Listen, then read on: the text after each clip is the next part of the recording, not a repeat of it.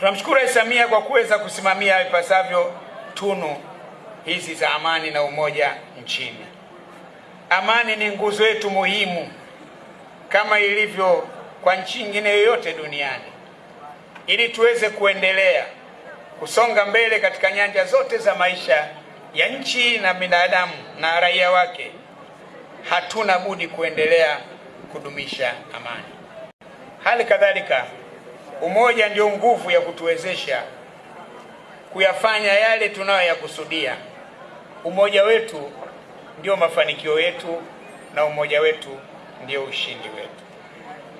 Ndugu viongozi na wananchi wenzangu, tunamshukuru Mwenyezi Mungu, tumeumaliza mwaka wa 2025 kwa utulivu na amani, na watu wamesherehekea sikukuu za mwisho wa mwaka kwa salama. Na sasa tunapoanza mwaka mpya,